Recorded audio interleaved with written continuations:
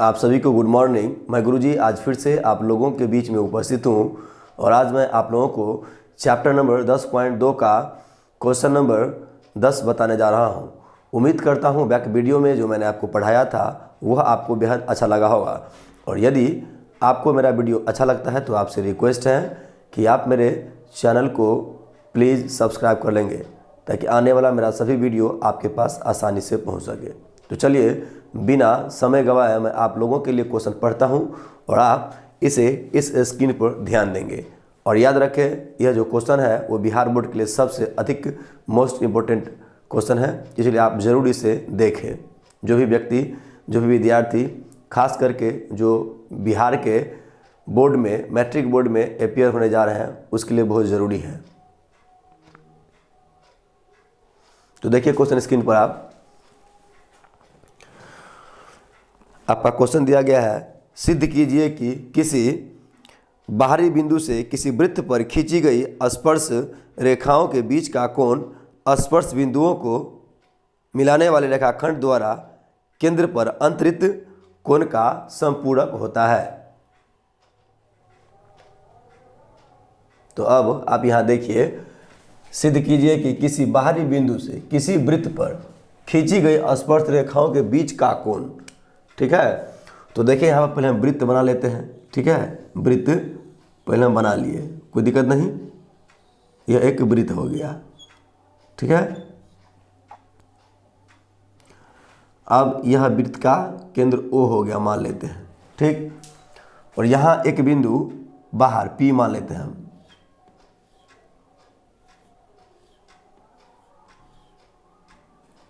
ठीक है। तो कहा कि किसी बाहरी बिंदु से, तो बाहरी बिंदु यहाँ पर P हो गया, किसी वृत्त पर खींची गई स्पर्श रेखा, तो यहाँ से किसी वृत्त पर खींची गई स्पर्श रेखा, ठीक है ना, ये खींची गई स्पर्श रेखा, यहाँ भी इसको हम हटा देते हैं। और यहाँ से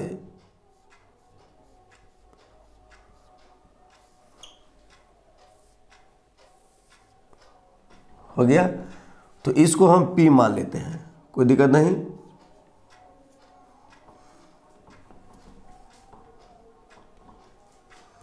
इसको हम P मान लेते हैं, बाहरी बिंदु है, इसको P मान लिए। समझ में आ गया। अब क्या कहा जा रहा है उसको ध्यान दे। तो यहाँ जो बिंदु है ना, इसका जो कोण बना, ठीक है, कहा जा रहा है कि सिद्ध कीजिए कि किसी बाहरी बिंदु से किसी वृत्त पर खींची गई स्पर्श रेखाओं के बीच का कोण, ये जो बीच का कोण स्पर्श रेखा बना वो कोण, और कह रहा है कि स्पर्श बिंदुओं को मिलाने वाले रेखाखंड, तो स्पर्श बिंदु यहाँ हो ना जी, जिस वृत्त के जिस बिंदु पर वह मिलता है उसे स्पर्श बिंदु कहा जाता है। क्या मिलता है? तो स्पर्श रेखा।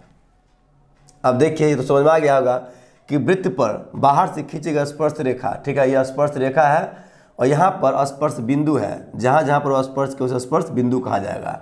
तो इसको हम A मान लिए हैं, ठीक है, और इसको हम B मान लिए हैं, कोई दिक्कत नहीं। तो B स्पर्श बिंदु हो गया और A स्पर्श बिंदु हो गया। और यही करा कि स्पर्श बिंदुओं को मिलाने वाले रेखाखंड, तो यहाँ से यहाँ तक मिलेगा, ठीक है, यहाँ से यहाँ तक इसको मिला दो और इसको यहाँ से यहाँ तक मिला दो, कोई दिक्कत नहीं।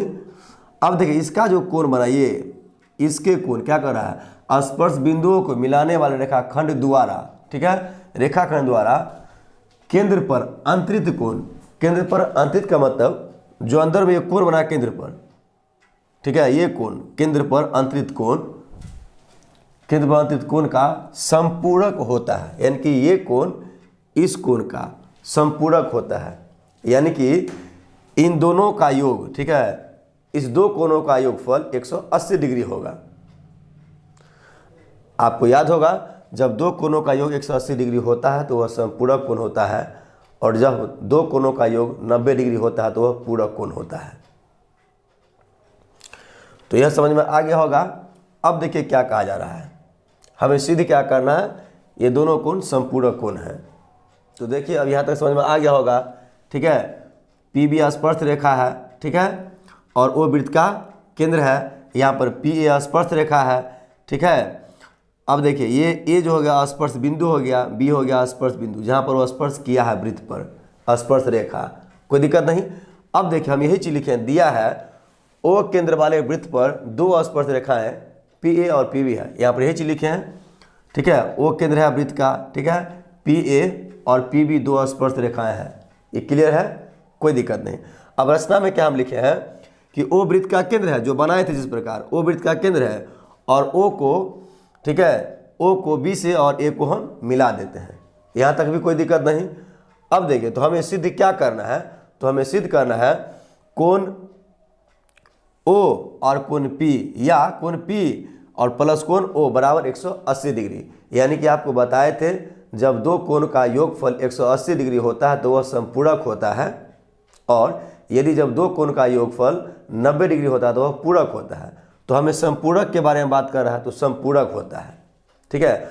अब आप देख लीजिए कि ओ ए वृत्त की त्रिज्या है और ओ बी वृत्त की त्रिज्या है, तो ओ ए बराबर है ओ बी के, ठीक है। तो यह त्रिज्या हो गया वृत्त का। अब देखिए तो ओ ए अगर वृत्त की त्रिज्या है तो यह स्पर्श रेखा बना करके मिल जाती है। अगर यह स्पर्श रेखा बना करके मिल जाती है तो वहाँ पर एक कोण बनाती है, यहाँ पर वो जो 90 डिग्री का कोण कंप्लीट करता है, ठीक है, 90 डिग्री का। ठीक इसी प्रकार ओ बी त्रिज्या है जो पी बी रेखा पर लंब डालती है, ठीक है, तो यहाँ पर भी कोण बनाते हैं 90 डिग्री का, कोई दिक्कत नहीं। तो अब देखिए यही चीज यहाँ पर लिखे हैं कोण P प्लस कोण O बराबर 180 डिग्री संपूरक हमें सिद्ध करना है, कोई दिक्कत नहीं।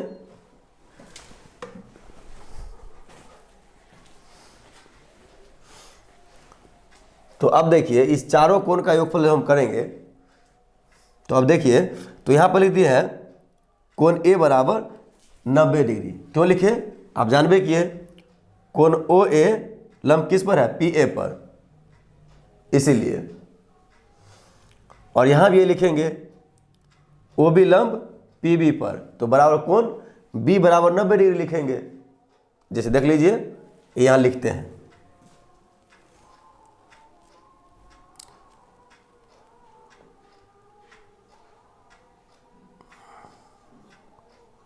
OB, ठीक है, OB लंब OB लंब हो गया PB पर, PB पर, तो कोण B कितना 90 डिग्री का कोण बनाता है, कोण B बराबर 90 डिग्री, कोई दिक्कत नहीं। अब देखिए तो चतुर्भुज है ये, ध्यान से देखिए यह पूरा चतुर्भुज है, तो चतुर्भुज APBO में क्या लिखेंगे, चतुर्भुज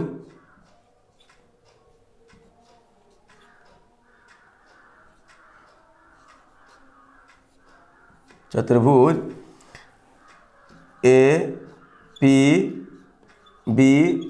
में, ठीक है। आपको याद होगा कि चतुर्भुज के चारों कोनों का योग कितना होता है, 360 डिग्री होता है, कोई दिक्कत नहीं। तो यहाँ पर यह भाषा लिख भी देंगे और नहीं भी लिखेंगे तो डायरेक्ट आप शॉर्टकट में बना लेंगे ऐसे, कोण A प्लस कोण P प्लस कोण B और प्लस कोण O बराबर 360 डिग्री, कोई दिक्कत नहीं। चलिए अब इस आकृति को हम क्लीन कर देते हैं, अच्छा रहेगा, या नहीं तो यहाँ से हम बना देते हैं, इसको हम क्लियर कर देंगे। यहाँ देखिए तो कोण A का मान कितना है यहाँ पर 90 डिग्री, कितना है 90 डिग्री, और प्लस ध्यान दे कोण P का मान नहीं दिया है तो कोण P का मान P रहेगा ऐसे ही, और कोण B का मान कितना है फिर से 90 डिग्री, प्लस कोण O का मान भी नहीं दिया गया है, इसलिए यहाँ लिखेंगे कोण O बराबर 360 डिग्री, कोई दिक्कत नहीं, हो गया। अब देखिए 90 को जोड़ दें, कितना हो गया 90 डिग्री प्लस 90 डिग्री कितना हो गया 180 डिग्री, तो यहाँ पर 180 डिग्री प्लस कोण P और प्लस कोण O बराबर 60 डिग्री हो गया ना जी, यहाँ तो कोई दिक्कत नहीं। अब देखिए ये कोण P प्लस कोण O, इसको इधर कर लेते हैं। अब देखिए इन दोनों का देखिए अब कोण P और प्लस कोण O, ठीक है, बराबर 360 डिग्री तो है ही, और ये प्लस माइनस 180 ना, इस प्लस को बराबर को उससे ले जाएंगे, क्या हो जाएगा माइनस 180 डिग्री, क्या हो जाएगा माइनस 180 डिग्री। अब याद रखें कि 360 में से 180 डिग्री घटेगा तो बच कितना जाएगा 180 डिग्री। तो यहाँ लिखेंगे कोण P प्लस कोण O बराबर 180 डिग्री। अब देखिए यहाँ कोण P प्लस कोण O बराबर 180 डिग्री, यानी कि कोण P और प्लस कोण O बराबर 180 डिग्री हमें प्राप्त हो गया। और हमें यही क्लियर करना भी था, यह इस तरह से प्रूव्ड भी हो गया और यह समपूरक भी है। यह चीज़ तो हमें साबित करना था, कोण P प्लस कोण O बराबर 180 डिग्री समपूरक कोण होता है। तो यह प्रूव्ड हो गया, तो यहाँ पर हम प्रूव्ड कर देते हैं, अच्छा रहेगा।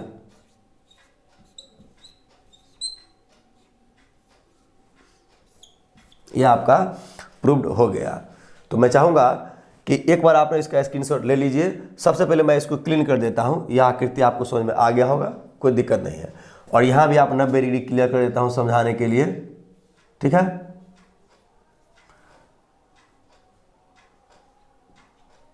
और यही कोण निकाला है ना जी, ये इस कोण के बराबर इस कोण को,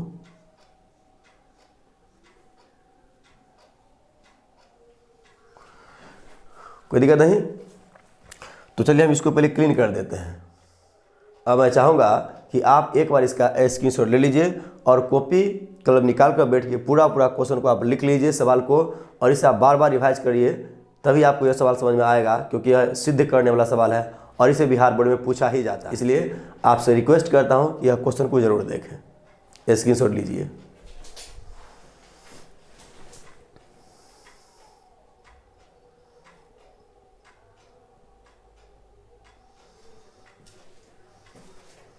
तो चलिए अब आप लोग इसका स्क्रीनशॉट भी ले लिए होंगे, ठीक है।